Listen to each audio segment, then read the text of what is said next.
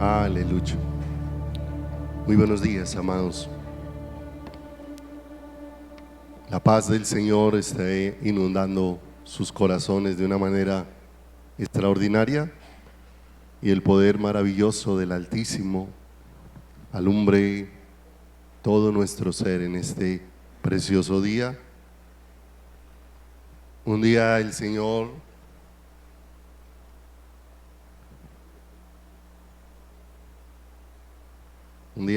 hablando con los que escudriñaban las Escrituras, les dijo: ustedes escudriñan las Escrituras para hallar en ellas la vida eterna, y ellas son las que dan testimonio de mí, y no queréis venir a mí para que tengas vida.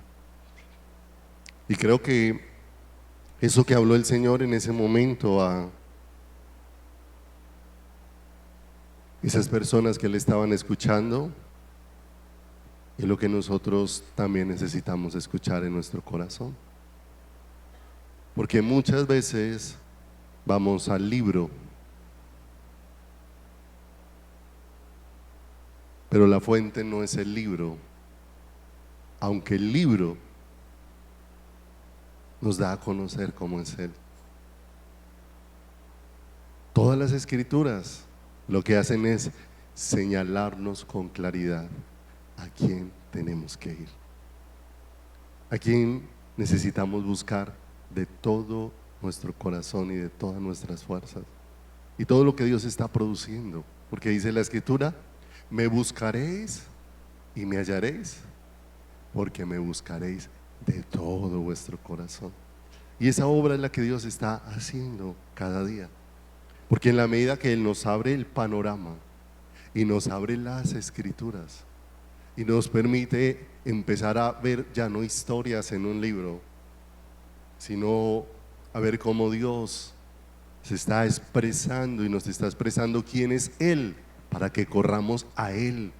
Y Él mismo, cuando estuvo delante de todo el pueblo, el último y gran día de la fiesta, dice la Escritura, parado frente a todos, les dijo a los sedientos: vengan a las aguas, ¿cierto?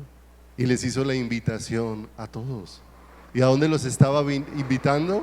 A venir en pos de Él. Cuando escogió a 12, a esos 12 los escogió para que vinieran en pos de Él. ¿Para qué te escogió a ti? ¿Para qué me escogió a mí? Para venir en pos de Él. Y para venir en pos de Él tengo que abandonarme, abandonar a César para correr a los brazos de ¿quién? A los brazos de Cristo. Porque lo que más impide que yo corra a los brazos de Cristo soy yo mismo. A veces peleamos con el diablo y lo culpamos de una cantidad de cosas, y tantas veces no reconocemos el gran obstáculo que hay en nuestras vidas. Por eso la fidelidad de Dios está obrando, transformar cada día y renovar cada día todo el espíritu de nuestra mente, para que podamos comprobar cuál es la buena, perfecta y agradable voluntad de Dios para nuestras vidas. Ahí no dice para que compruebes lo que a ti te agrada, sino para que compruebes lo que le agrada a Dios, lo que es agradable delante del Señor. Hay cosas que a nosotros nos agradan, pero ofenden a Dios. Hay cosas que a nosotros nos dan gusto, pero muchas de ellas nos llevan a despreciar a Dios y a dar la espalda, como el Señor tantas veces le dijo a Israel, que ellos no le habían dado el rostro, sino que le habían dado la espalda, ¿cierto? Pero Dios es hermoso, porque en la cruz del Calvario Dios no nos dio la espalda. En la cruz del Calvario Dios nos dio el rostro y nos estaba mirando a todos y cada uno de nosotros. Iniciemos por favor en Salmo 119, en el versículo número 90. Durante varias semanas hemos meditado acerca de la fidelidad de Dios. Dios es fiel y no puede dejar de serlo, porque esa es la naturaleza, esa es la esencia, eso hace parte de quién es Dios. Y dice la Escritura que aunque nosotros somos infieles, Él permanece fiel porque no puede negarse a sí mismo. O sea, Dios no puede ser infiel porque no puede dejar de ser Dios, pero con su fidelidad está transformando nuestras vidas, pero también nos está llevando a conocer de qué se trata su fidelidad para con nosotros, cómo opera su fidelidad, porque ciertamente la Escritura nos deja ver que Dios es fiel a sí mismo, y cuando es fiel a sí mismo es fiel a todo el propósito que Él tiene para con cada uno de nosotros, y el propósito es solo uno: formar a Cristo en cada una de nuestras vidas, formar la imagen de su Hijo en cada uno de nosotros. Y dice el Salmo 119, verso 90. Y cuando se escribió este salmo, hace unos 3000 años, porque muchos de estos salmos fueron escritos unos 1000 años antes de la venida del Señor, y Dios alumbró al salmista para que al mirar hacia atrás él pudiera reconocer que todas las generaciones que le habían precedido, todas ellas, aunque muchas generaciones estuvieron caracterizadas por la infidelidad del hombre no ha hecho nula la fidelidad de Dios.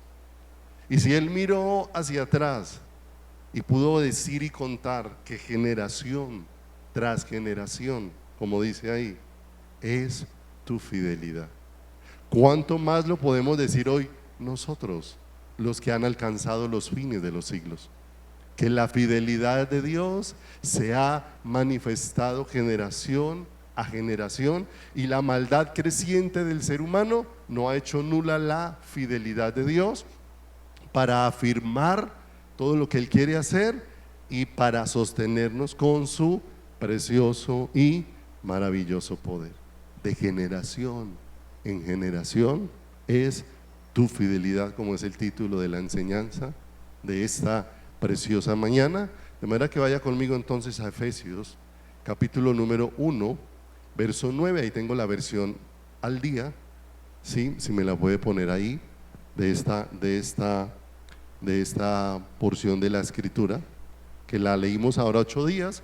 Vamos a iniciar con ella, donde dice en el verso número 9: Él nos hizo conocer el misterio de su voluntad, ¿cierto? ¿Quién es el que hace conocer al ser humano el propósito que tiene con el ser humano?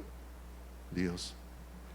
Lo revela a través de su espíritu, cosa que ojo no vio, ni oído yo, ni ha subido en corazón de hombre, son las que Dios tiene preparadas para los que le aman, pero nos los ha revelado por su espíritu, porque su espíritu es el que nos da a conocer aún lo profundo de ¿quién?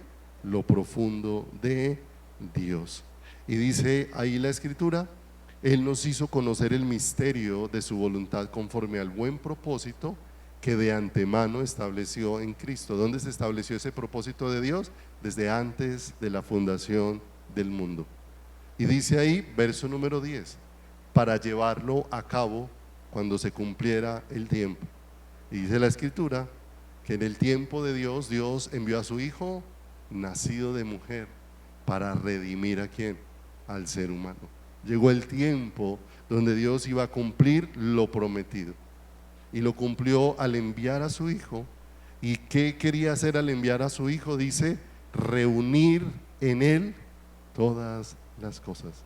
El único que nos vuelve y nos saca de la separación que teníamos, porque no olvidemos que muerte, en Génesis, cuando el Señor le dijo: el día que comas de este árbol ciertamente morirás, la palabra morir allá corresponde a quedarás separado, corresponde a separación.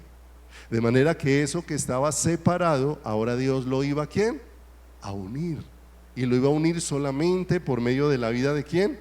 Por medio de la vida de Cristo. Reunir en Él todas las cosas, tanto las del cielo como las de la tierra. Verso número 11: en Cristo también fuimos hechos ¿qué?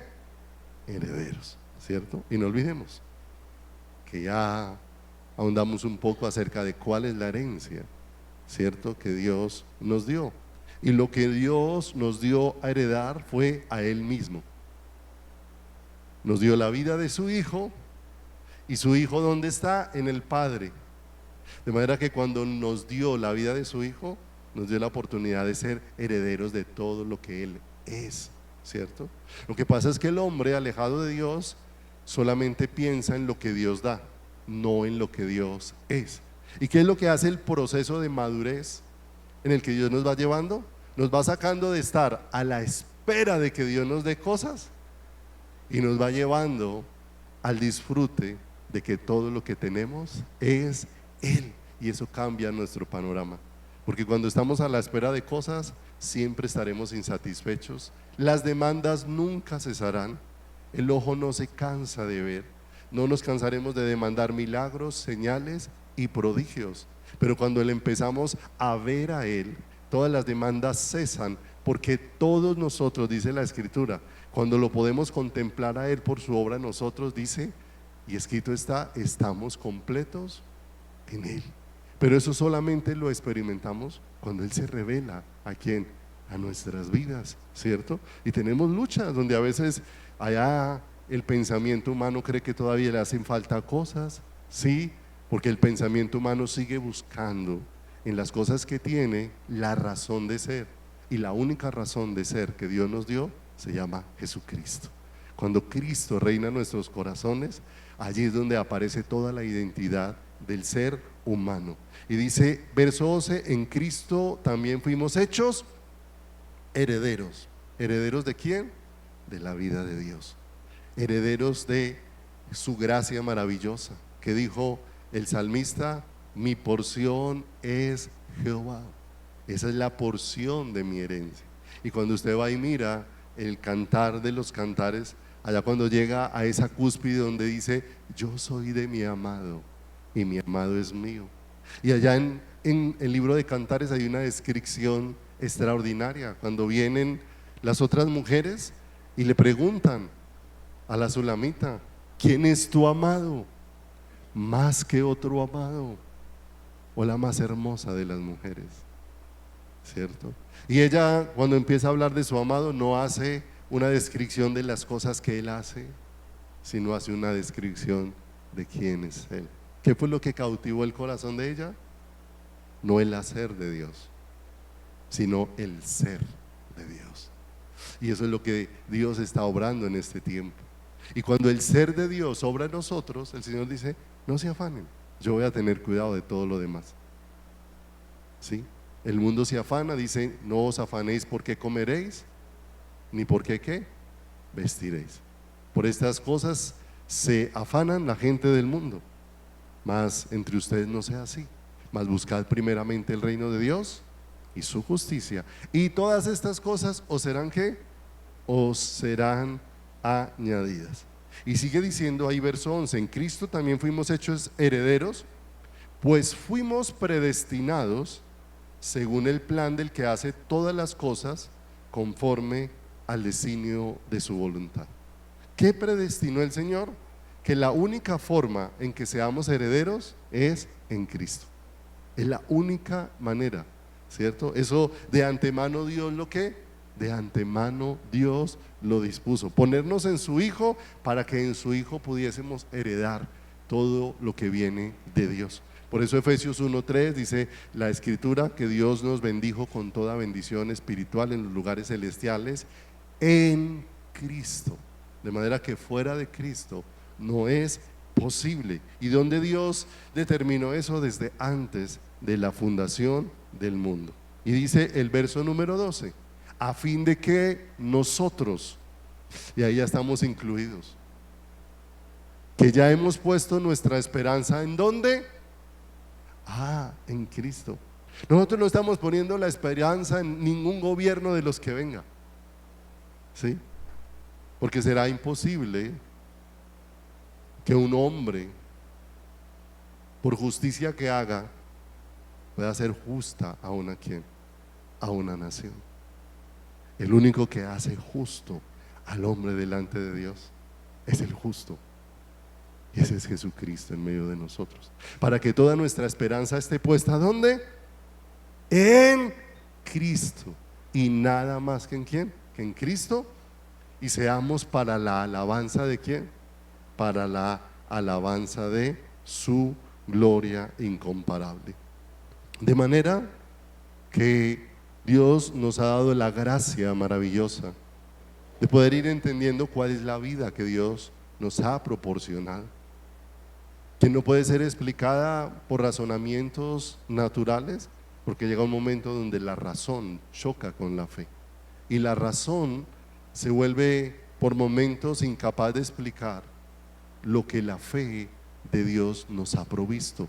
Y dice Juan 17:3, que lo alcanzamos a iniciar finalizando el domingo anterior, respecto a cómo Dios nos manifestó esa fidelidad. Juan 17:3, una porción de la escritura muy profunda, pero la actitud nuestra es que consideramos que saber el versículo significa haber entendido lo que Dios dispuso, ¿cierto? Y dice Juan 17:3, y esta es la vida eterna, que te conozcan a ti, el único y verdadero Dios, y a Jesucristo, a quien has ¿qué? A quien has enviado, ¿sí? Y entonces iniciamos el domingo anterior al finalizar una pregunta, porque ahí empieza una afirmación diciendo, y esta es la vida eterna, y se hace necesario que nosotros lo tengamos claro, ¿sí? Lo tengamos claro. Pablo dijo, no me canso de repetir las mismas cosas una y otra vez, ¿sí? Por causa de que hemos oído, pero a veces nosotros creemos que porque lo oímos y lo razonamos ya lo entendimos.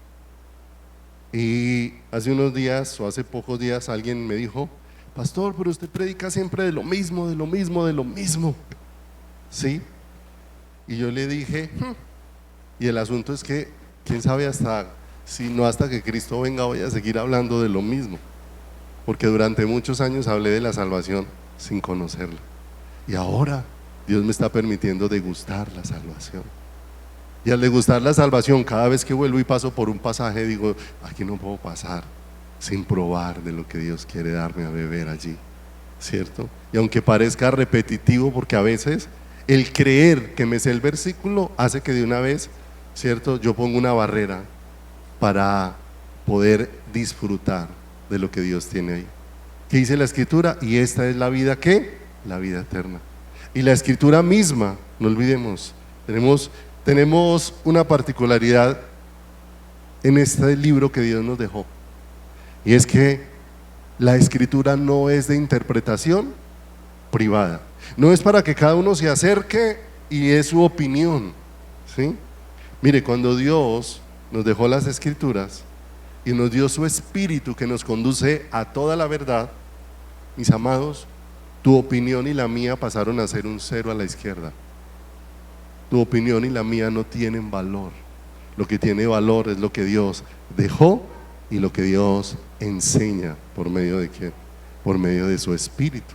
De manera que en Primera de Juan 1:2, vamos a retomar desde allí, Primera de Juan 1:2, sí, no lo tome a la ligera, lléveselo, medítelo en su corazón, porque la mayor parte del tiempo hay un pueblo que recitamos Biblia, pero estamos sufriendo en nuestro corazón, porque no entendemos lo que ya nos ha sido dado. Dice Primera de Juan 1:2, porque la vida fue manifestada. Y de acuerdo a lo que Juan dice, expresa, y la hemos ¿qué? Visto. O sea que Dios de una manera especial está obrando para que nosotros veamos la vida.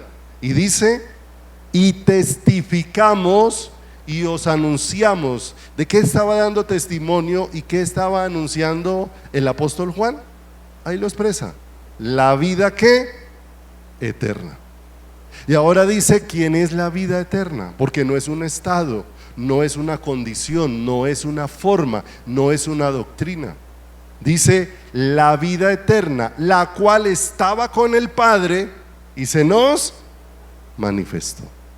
De manera que la vida eterna, y lo repito, no es lo que sucede cuando una persona muere y pasa a la eternidad. La vida eterna es cuando Cristo sucede en una persona.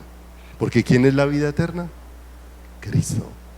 ¿Y cuándo tenemos vida eterna? Cuando Cristo, cuando somos habitados por Cristo, cuando Cristo vino y se estableció en nuestras vidas, no como una respuesta, mire, no como una respuesta a nuestra petición. Yo creo que lo que aconteció con Zaqueo nos recuerda la forma en que Dios obra.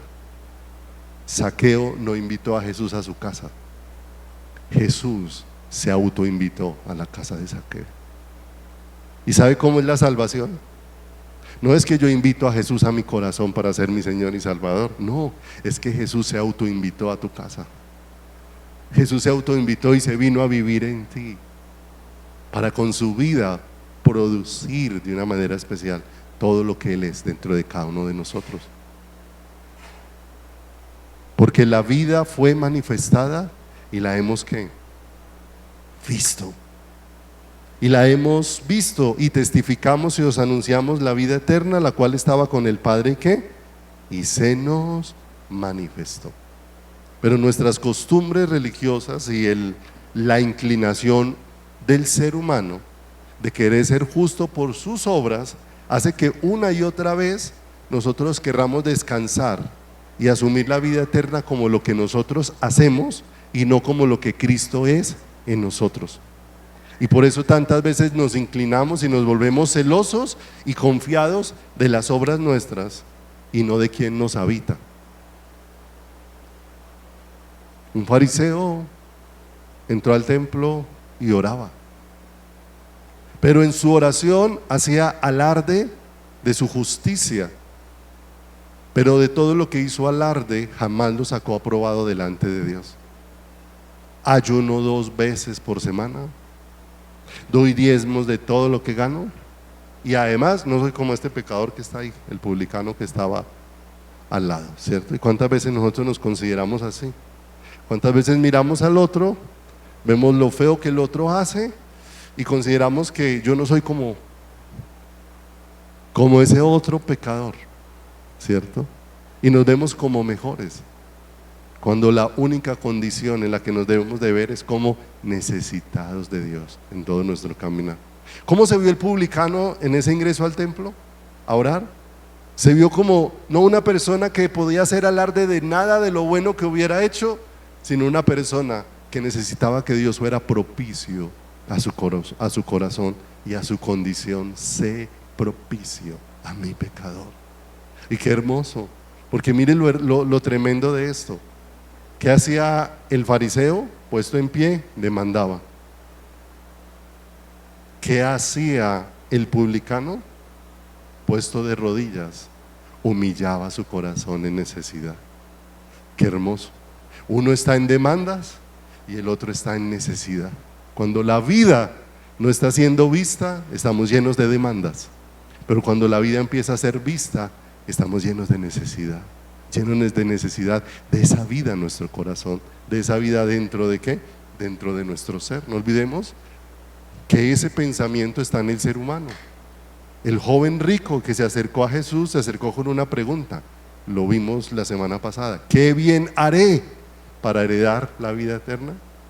Y resulta que no hay ningún bien que nosotros podamos ¿qué? Hacer para heredar la vida ¿qué? Eterna. Más bien la vida eterna es el bien que Dios nos ha hecho a cada uno de nosotros. Nos cubrió con un bien que no merecíamos. Por eso la iglesia no estamos a la espera de cosas. ¿Sabe por qué? Porque todo lo que necesitamos ya nos fue dado a la iglesia. Todo lo que Dios había prometido ya nos lo dio cuando dio a su Hijo de una manera especial y lo puso en cada una de nuestras vidas. Primera de Juan 2:25, ¿sí o no? ¿Cuántos saben que lo mejor está por venir? ¿Sí? ¿Sí o no? La única manera de que usted esté esperando que lo mejor esté por venir es porque todavía no se ha enterado de Cristo. Es la única manera. Porque lo mejor ya vino, ya sucedió, ya pasó. Lo mejor que nos ha acontecido es que ese Cristo que murió, fue sepultado y resucitó en la cruz del Calvario, ahora habita en cada uno de quién, habita en cada uno de nosotros. Nosotros muchas veces celebramos la Santa Cena y de pronto por la forma en como nosotros la celebramos, a veces perdemos un poco la luz de lo que acontece. Cuando Jesús se sentó con sus discípulos para celebrar la última Pascua y establecer la cena, y decirles a ellos que cada vez que la celebraran harían memoria de todo lo que Él había hecho. Él tomó el pan, y era un pan, un solo pan, y ese pan se pasaba entero, y el que lo tomaba cogía un pedazo del pan. Entonces pongámosle un nombre a ese pan para que podamos entender lo que les quiero explicar, ¿sí? Entonces vamos a ponerle a ese pan, que ese pan se llama Jesús, y es un solo pan. ¿Sí es claro? Ahora Él cogió ese pan y lo fue pasando a cada discípulo. Cada discípulo cogía ese pan y partía un ¿qué? Un pedazo. Hasta que todos partieron cada uno un ¿qué? Un pedazo. Ahora, ¿en cuántos pedazos estaba Jesús? En muchos, ¿sí o no? ¿Y ahora qué hicieron los discípulos con ese pan? Se lo comieron. Y ahora cuando se lo comieron, ¿a dónde estaba ahora ese pan?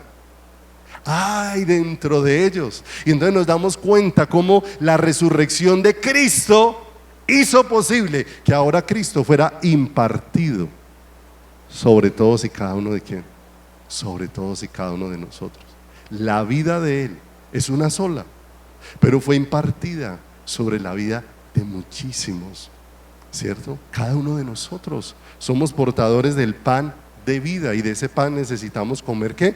Todos los días, porque todo lo que Dios nos ha prometido ya nos lo dio, ¿sí o no? Ya nos lo dio. Dice Primera de Juan 2:25, y esta es la promesa que Él nos hizo. ¿Cuál?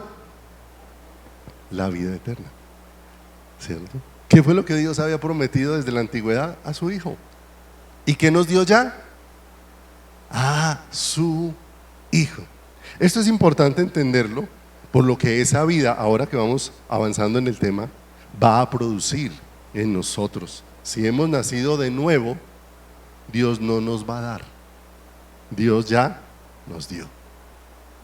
Si hemos nacido de nuevo, ya Dios nos dio. Primera de Juan 5, 11 y 12. Primera de Juan 5, 11 y 12. ¿Se da cuenta cómo la Escritura se explica a sí misma? ¿Cierto? Y Dios nos va guiando y va permitiendo que todo ese rompecabezas se vaya uniendo en un solo mensaje de principio a fin. Primera de Juan 5, 11 y 12 dice: y este es el testimonio que Dios nos ha dado, ¿qué? Y nuevamente aquí dice: ¿dónde está la vida eterna? ¿Dónde está? Y esta vida está en su Hijo. Verso 12. El que tiene al Hijo tiene la vida. El que no tiene al Hijo de Dios no tiene la ¿qué? No tiene la vida, ¿sí? Entonces volvemos a Juan 17, 3, donde dice: y esta es la vida eterna. ¿Ya sabemos entonces cuál es la vida eterna? Ya por lo menos tenemos un poco más claro cuál es la vida eterna. De manera que cuando se dice esta es la vida eterna, ¿de quién nos está hablando? No de una doctrina correcta, nos está hablando es de una persona. Nos está hablando es de Jesús, la vida que nos ha sido ¿qué? Que nos ha sido dada, y a quien Dios nos está llevando a ver con claridad. ¿Qué aconteció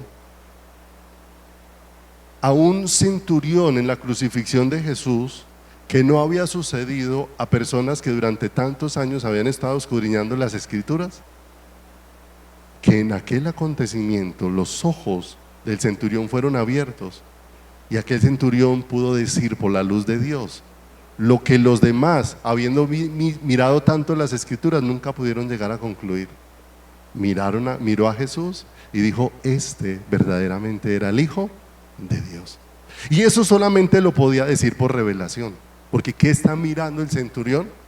No está mirando a Jesús en su momento de hacer milagros, no está mirando a Jesús en su momento de levantar muertos, no está mirando a Jesús en su momento de multiplicar los panes y los peces, no está mirando a Jesús en el momento en que liberó a un endemoniado, en que levantó a un paralítico, porque pudieran ser las razones por las que dijéramos: bueno, este tiene algo diferente. Pero ¿sabe qué fue lo que vio? Vio a un hombre totalmente molido, un hombre que había sido completamente desfigurado, había perdido su forma en la cruz del Calvario. Y cuando lo vio, la luz le alumbró para reconocer: este es el Hijo de Dios. ¿Quién le alumbró los ojos? A Juan el Bautista, para que Juan el Bautista dijera: el que me envió a predicar me dijo, sobre el que descienda el Espíritu Santo, ese es. Y ahí estaba Juan con la expectativa, cada vez que estaba bautizando a alguien: ¿será este? Y de pronto viene la guía de Dios para que Juan pudiera señalar: he ahí el Cordero de Dios que quita el pecado del mundo. Ya no vio a un hombre, vio la revelación de Dios de una manera especial. Cuando Jesús le pregunta a sus discípulos: ¿quién dice la gente que soy yo?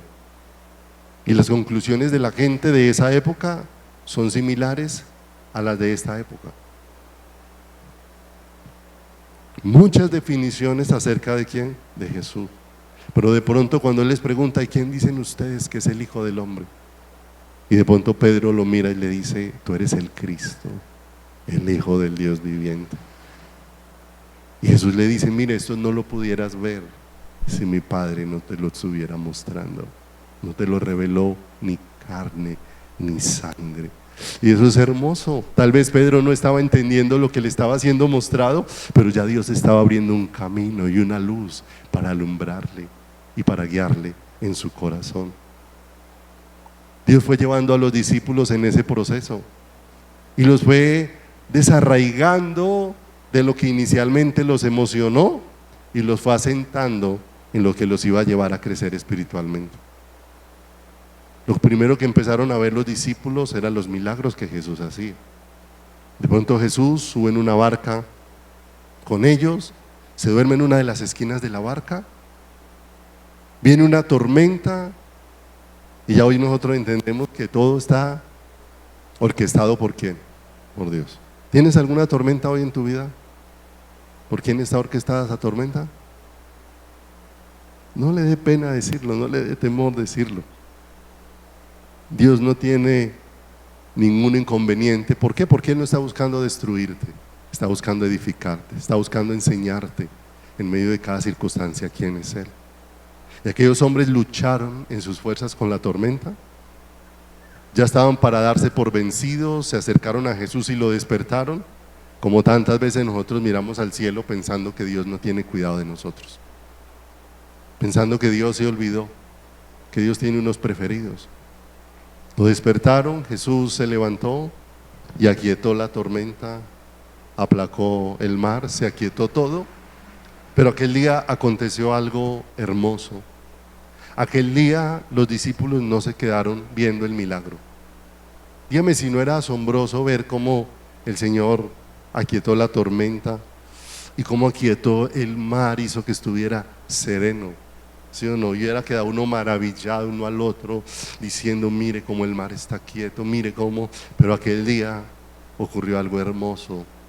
Y ellos dejaron de mirar lo que Jesús hizo para empezar a preguntarse: ¿quién es Jesús? ¿Quién es este que aún el viento y el mar le obedecen? Y mire lo hermoso, la tormenta tenía como disposición que aquel día ellos pudieran experimentar cómo su corazón se iba a empezar a ensanchar, para que yo no fuera como la multitud que quería correr tras Jesús. Y Jesús, después de que fue hallado por ellos, les dijo: ustedes me buscan porque comieron, porque se les sació el vientre, pero no porque vieron la comida que a vida eterna permanece. Pero ahora los discípulos se están desligando de ver milagros, señales y prodigios para preguntarse: ¿quién es este? Y eso hermoso, mire, quitaron la atención de lo que él hacía y ahora la está llevando a poner toda la atención en quién es él. Y más adelante el Señor vuelve y levanta otra tormenta, los manda a pasar, después llega a ellos caminando sobre las aguas. Aquel momento en donde Pedro sale, primero les dio mucho temor porque creyeron que era un fantasma, y después Pedro, apenas escucha la voz, le dice: si eres tú, manda que yo vaya a ti sobre las aguas. Y dice que después de todo ese acontecimiento, sabemos que Pedro empezó a caminar sobre las aguas y después, poniendo la mirada en la tormenta y quitándola de Jesús, empezó a hundirse, y aún un pescador experimentado que sabía defenderse en el agua se estaba ahogando y tuvo que pegar el grito que todo cristiano tiene que pegar cuando está junto a Jesús: Señor, sálvame. Y el Señor subió con él a la barca, y cuando están en la barca todos están asombrados. Pero allá aconteció algo: ellos no están asombrados de que Pedro caminó sobre las aguas, ellos no están asombrados de esas cosas que acontecieron ahí, porque ahora ¿dónde está puesta la mirada? En quién es Jesús. Y ahora ellos en la barca, cuando se calmó la tormenta y ahora siguen para llegar al otro lado, todos dicen que están maravillados y todos se postraron adorando, diciendo: este verdaderamente es el Hijo de Dios. Y empezaron sus ojos a ser abiertos para ver la única realidad que llena el corazón humano, la única realidad que sacia nuestra vida. El que tiene al Hijo tiene la ¿qué? Tiene la vida. El que no tiene al Hijo no tiene la vida de Dios. ¿Para qué nos ha sido dada esa vida? No para que conozcamos la doctrina verdadera, porque tras la doctrina verdadera nos hemos vuelto hombres y mujeres que formamos grandes discusiones basados en argumentos, pero muchas veces no estamos experimentando la transformación de nuestra vida. ¿Sabe qué es lo hermoso? Tal vez los muchos argumentos nos vuelven altivos, porque muchas veces, creyendo tener la doctrina correcta, despreciamos a muchos porque no ven. Y si nosotros vemos, no es porque podamos recuperar la vista por nosotros mismos, es porque, como aquel ciego que el Señor sanó, y todos estaban poniéndole problema a ese ciego. ¿Y por qué? ¿Qué pasó a un ciego de nacimiento? El ciego dijo: mire, para mí esto es algo sencillo. Yo antes no veía y ahora veo. Eso es lo único que puedo decir. ¿Y sabe qué es lo que Dios está obrando en nosotros? Un pueblo que diga: antes veía tantas cosas, veía los ceremoniales, veía las costumbres, veía los hábitos, veía las doctrinas, pero lo único que sé ahora es que no veía y ahora veo. ¿Y ahora a quién está viendo? Al Salvador. Ahora está viendo a Jesús con todo su corazón, ¿cierto? Mire lo que dice Primera de Juan 5:20, siguiendo con esto. Primera de Juan 5:20. Entonces, no estamos en Cristo para conocer la doctrina verdadera. Ahora, eso no significa que no escudriñemos las Escrituras, sino que estamos en Cristo para que conozcamos al verdadero. Puedo conocer la doctrina verdadera sin conocer al que es el verdadero, ¿cierto? ¿Qué le dijo el Señor a los fariseos de su época? Hagan lo que ellos dicen, pero no vivan como ellos ¿qué? Como ellos viven. Tal vez tenían cosas correctas en su doctrina. ¿De qué se jactaba Pablo? Pablo se jactaba de ser fariseo de fariseos. Es más, crean, nosotros como creyentes ni siquiera podemos llegar a decir eso, como él decía: en cuanto a la ley, irreprensible. O sea que, ¿quién aparece para que me señale dónde he fallado? Y de eso se ufanaba Pablo. Pero cuando apareció Cristo, sí, todo ese humo que tenía se desvaneció. Y ahora hay un Pablo que está diciendo: para mí el vivir es Cristo y el morir es ganancia. Ya no vivo yo, mas vive Cristo en mí. Y lo que ahora vivo en este cuerpecito y en esta tierra, lo vivo es mirando al Hijo del Hombre. Lo vivo es confiando en aquel que es que es la vida, de manera que nos ha sido dada esa vida para que lo conozcamos a Él. Dice primera de Juan 5:20, mire cómo está de claro. Pero sabemos que el Hijo de Dios ha venido y nos ha dado ¿qué? Ay, mire lo hermoso. ¿De dónde procede el entendimiento para conocer a Dios?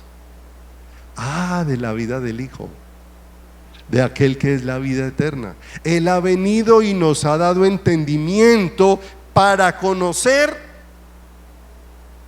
al que es verdadero, ¿cierto? Volvamos a, no lo busque, pero se lo voy a volver a recitar. Juan 17:3.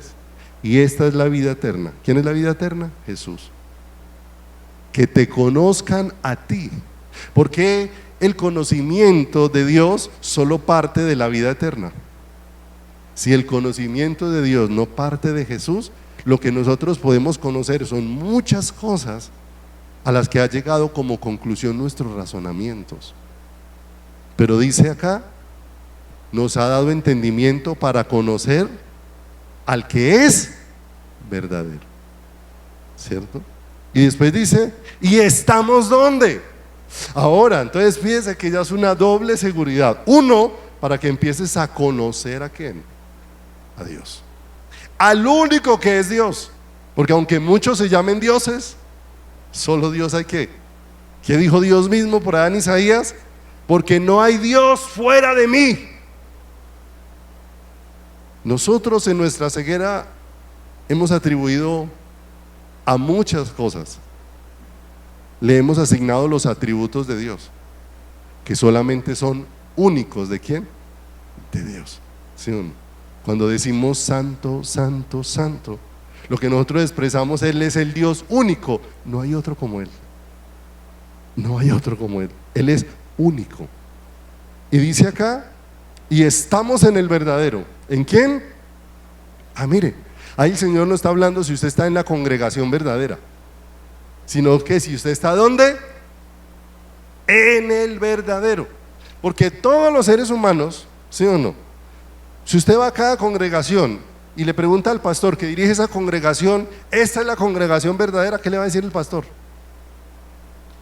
Todos vamos a decir que el lugar que uno dirige, ese es el lugar correcto, ¿cierto? Entonces usted va al que está muy errado en el camino y él está seguro de que ese es el camino correcto. Muchos caminos, como dice la palabra, nos descarriamos, Señor, tras muchos caminos, pero Dios cargó sobre él el pecado ¿de quién? De todos nosotros, como dice Isaías, para volvernos en los hombros del pastor nuevamente al redil. Y estamos en el verdadero, en su Hijo Jesucristo. Este es el verdadero Dios. Y nuevamente nos aclara, ¿y qué más? Y la vida eterna, ¿sí o no? ¿Por qué la única forma de conocer a Dios es por el entendimiento de Jesucristo? Porque nadie más ha visto a Dios sino el Hijo. ¿Y qué dijo el Hijo? Nadie conoce al Padre sino el Hijo. Y al que el Hijo lo quiera, ¿qué?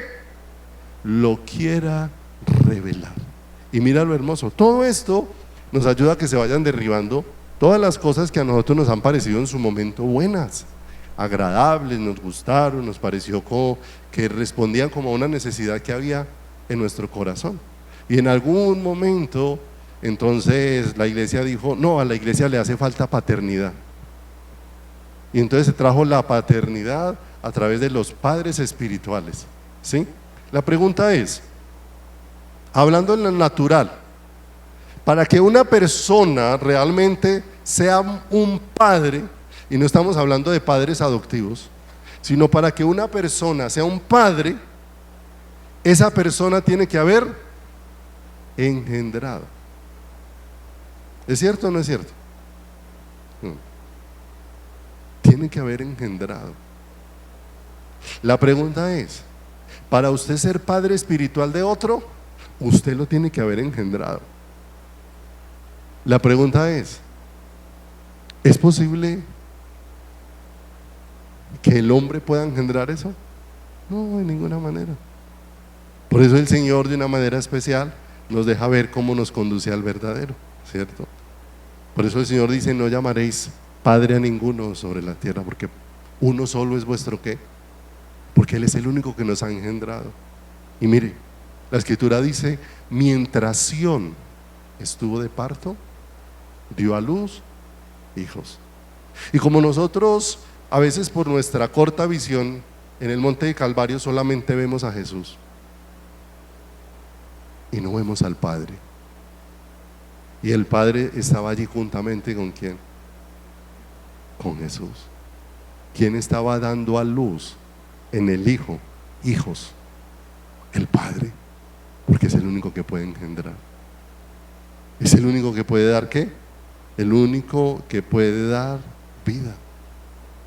No olvidemos, y que lo único que Dios mira en nuestras vidas es eso. Lo veíamos la semana anterior, cuando el Señor los mandó a que pintaran las puertas de los marcos de las puertas de sus casas con sangre, ¿cierto? Y cuando el Señor pasó, no dijo que iba a mirar a ninguno. Dice allá en Éxodo: pasaré, veré la sangre y pasaré de ellos. ¿Qué era lo que el Señor iba a mirar? La sangre. ¿Y con qué nos cubrió Jesús en la cruz del Calvario? Con su sangre. De manera que cuando el Señor pasa el juicio sobre nosotros, no es que Dios haya pasado por alto el pecado, sino que cuando ve la sangre de Cristo, la sangre le habla de que el juicio ya pasó y de que ya fue pagado el precio que demandaba eso en lo que ya había pecado. Y es hermoso, porque mire lo glorioso de esto, mis amados. Dios pasó y miró la sangre.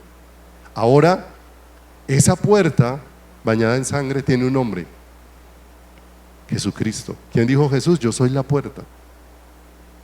Pero hay cantidad de detalles hermosísimos cuando Dios nos va alumbrando, porque una vez habían pintado los marcos con sangre, la instrucción era que todos debían entrar a la casa.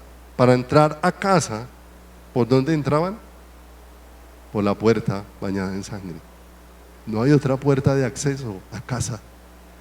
Y una vez entraban, se les había dado acceso estando en la casa. Dentro de la casa había un propósito específico: todos tenían que comer del cordero hasta que no quedara absolutamente nada, dejándonos ver cómo su justicia nos dio acceso, pero ahora cómo la vida del cordero es nuestra vida, ¿cierto? Por eso Jesús no vino a enseñarnos a vivir, Jesús vino para hacer nuestra vida, como lo dice Pablo, para que cuando Cristo vuestra vida se manifieste, vosotros también seáis manifestados con Él. ¿En qué? Con Él en gloria. Oseas capítulo número 6, verso 1. Oseas 6, 1.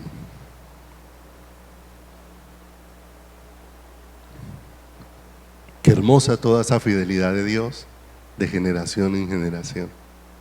Y nosotros somos parte de una generación a la que el Señor está llevando a ver a Cristo con claridad. Pero no se ufane de creer que somos los únicos. Dios lo está haciendo en el mundo entero. En el mundo entero. Esto es apenas una pequeña porción de todo lo que Dios está obrando en el mundo entero para revelar a su Hijo, para manifestar la vida de su Hijo.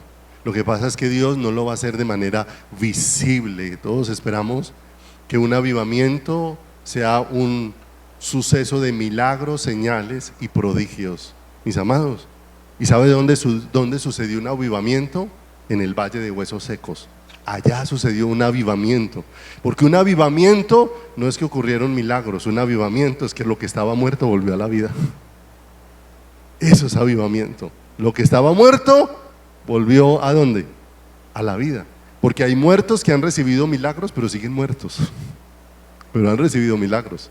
Pero avivamiento, mis amados, es porque la vida vino. Y ahora, cuando ese ejército estaba puesto en pie, lo más hermoso es que el Señor dice que para que ese valle de huesos secos que le permitió verificar a Ezequiel que estaban secos en gran manera, o sea que constató que definitivamente la muerte los había traspasado. ¿Qué dice la Escritura? que Dios hizo entrar espíritu en ellos. Ahora, cuando lo vio como un ejército puesto en pie, la vida de esos que habían estado muertos, ahora era la vida de Dios que estaba en ellos. Nosotros antes estábamos muertos en nuestros delitos y en nuestros pecados, y Dios nos dio la vida de su Hijo para que ahora lo que nos hace vivir y lo que es la vida de nosotros es Jesucristo nuestro Salvador. Por eso es el deseo maravilloso de nuestro corazón. Oseas 6:1 dice: venid y volvamos ¿a qué?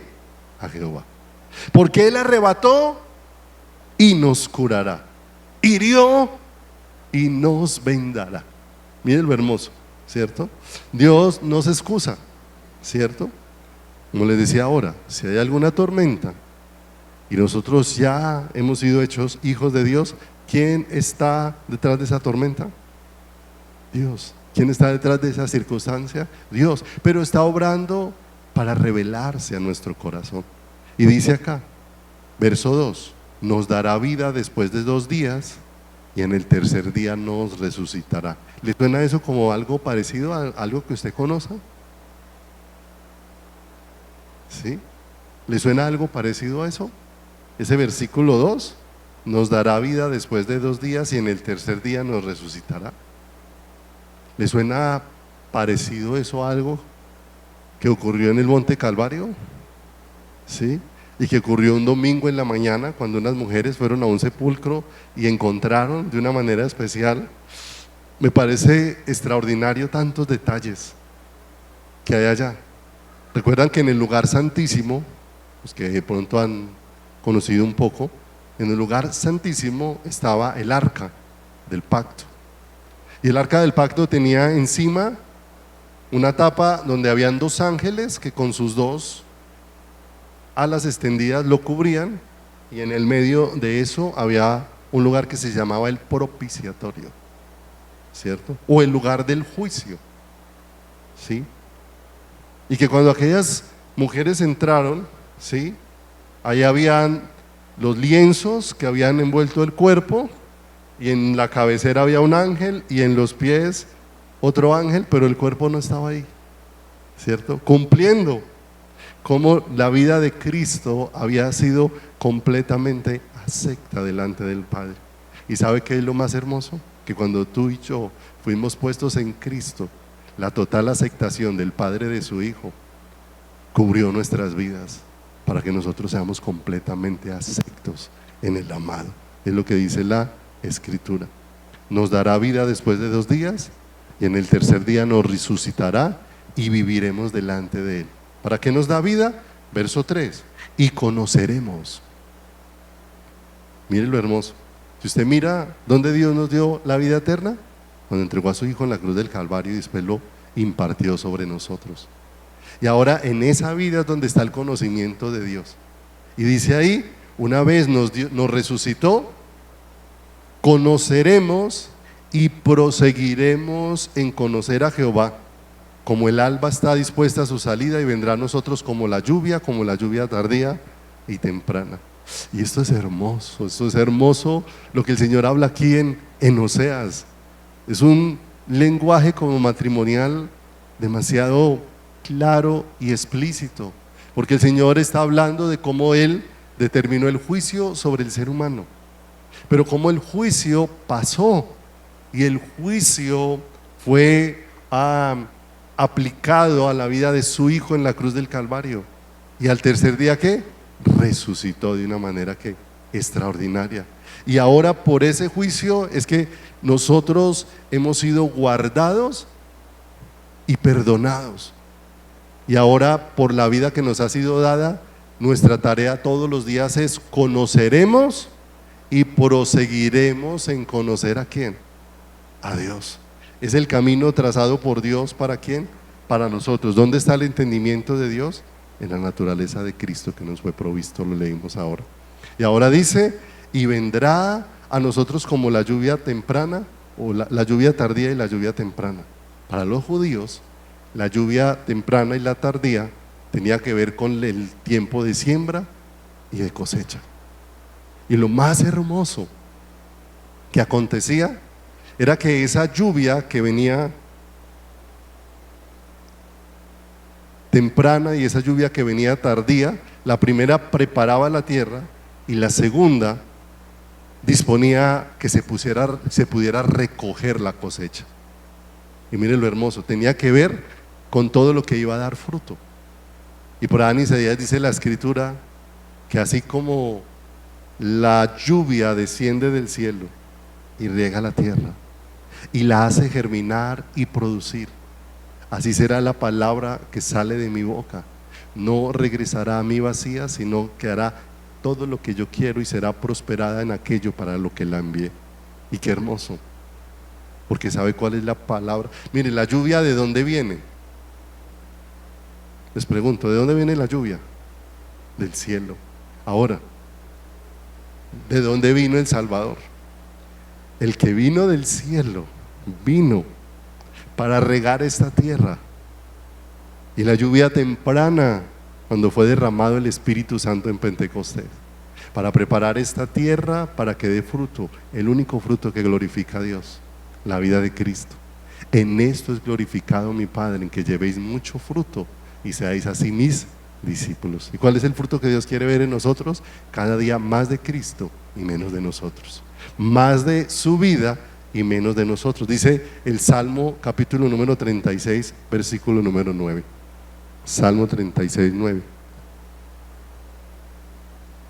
Salmo 36, 9. Esto es hermoso. Hermoso, porque dice: porque contigo está el manantial de la vida. El manantial de la vida solo es uno, ¿cierto?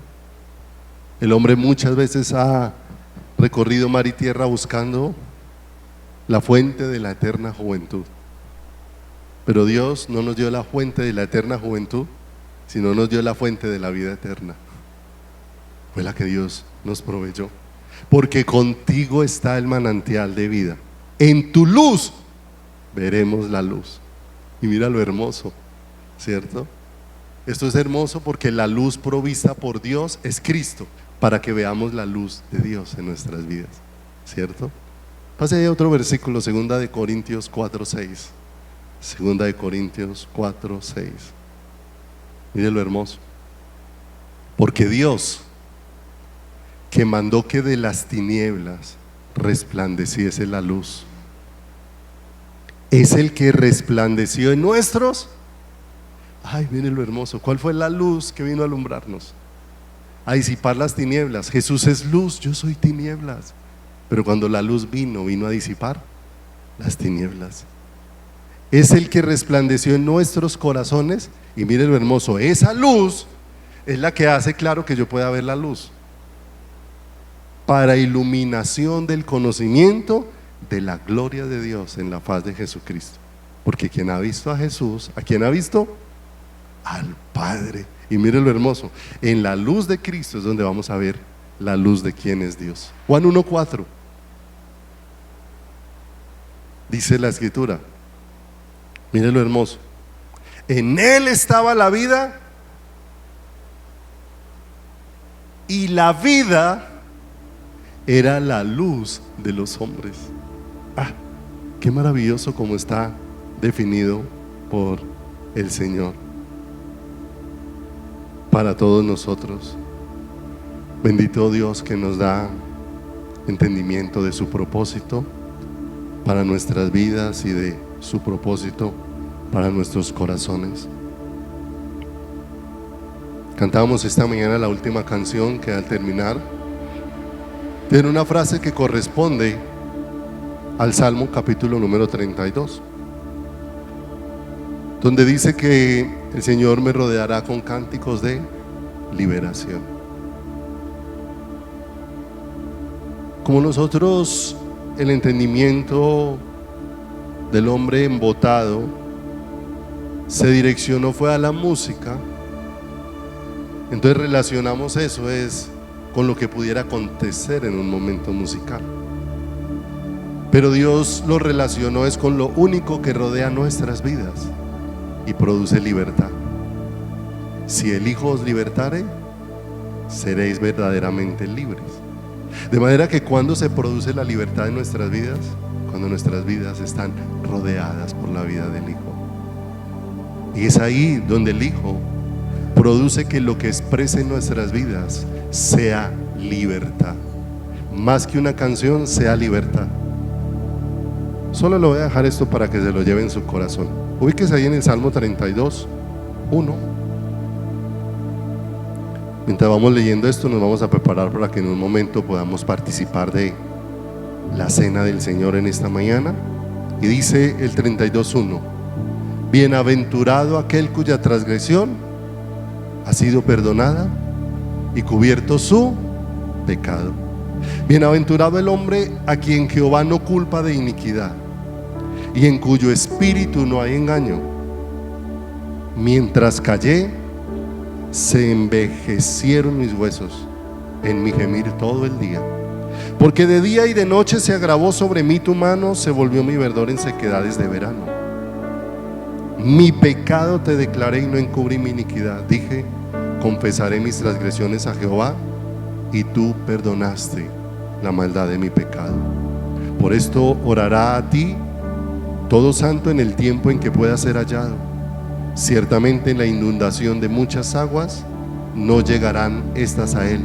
Verso 7: tú eres mi refugio, me guardarás de la angustia, con cánticos de liberación me rodearás. Mire, primero sobre nuestras vidas vino el bien de Dios. Y cuando el bien de Dios viene sobre nuestras vidas, el bien de Dios produce arrepentimiento. No es el arrepentimiento el que produce el bien de Dios, es el bien de Dios el que produce ¿qué? Arrepentimiento en nuestras vidas. Este es un salmo de David, cuando Natán le confrontó con el pecado que había cometido con Betsabé, ¿cierto? En el momento en que le narra toda esa historia, después le dice, el tal eres tú, ¿sí? Pero miren lo hermoso que cuando David dice, yo he pecado contra Jehová, Natán le dice, pero tu pecado ya ha sido perdonado. Y miren lo hermoso, lo que Jesús hace visible al hombre es como ha sido perdonado, y ese perdón hace que yo caiga de rodillas reconociendo la condición en que estaba mi corazón. Qué hermoso, el bien de Dios que es Cristo me alumbra para poder ver mi condición y caer de rodillas, porque por lo demás me pueden decir todo lo que es pecado, pero si la luz del Cristo no me ha alumbrado, voy a seguir caminando en tinieblas y en oscuridad y en los deleites de mi propio corazón. Pero en aquel tiempo Dios llevó a David a clamar con su corazón, porque cuando vio su corazón le dijo, mi pecado está siempre delante de mí. Esa es mi condición. Señor, necesito una condición diferente que me libre. Y clamó, crea en mí, oh Dios, un limpio corazón y renueva un espíritu recto dentro de mí.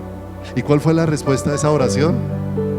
Cristo, porque Cristo es el corazón limpio y su espíritu es el que renueva todas nuestras vidas.